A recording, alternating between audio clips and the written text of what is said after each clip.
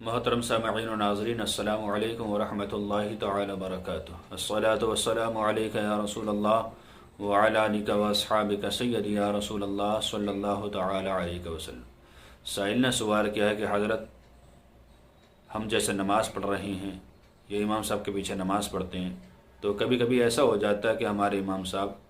جلدی ہی سلام پھیر دیتے ہیں،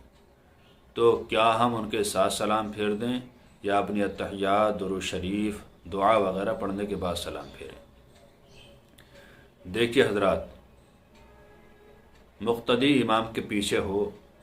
تو اس کی اقتداء کرنا اس کے لیے واجب و ضروری ہے، لیکن تشہد میں اگر امام نے اتنی جلدی سلام پھیر دیا کہ مقتدی اتحیات پوری نہیں پڑھ پایا تو مقتدی کو چاہیے کہ امام کے ساتھ سلام نہ پھیرے اور اپنی اتحیات شریف پوری کرنے کے بعد سلام پھیر لے۔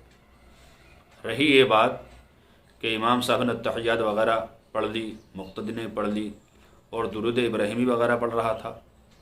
مقتدی، یا دعا ربنا آتنا وغیرہ پڑھ رہا تھا اور امام صاحب نے سلام پھیر دیا، تو اب امام کی اقتداء کرنی واجب ہے، یعنی جیسے امام صاحب سلام پھیریں آپ کو بھی سلام پھیر دینا چاہیے۔ لیکن اگر اتحیات پوری نہیں ہوئی ہے اور امام صاحب نے سلام پھیر دیا تو آپ اپنی اتحیات شریف پوری کریں، اس کے بعد سلام پھیریں، آپ کی نماز بالکل جائز و درست ہو جائے گی۔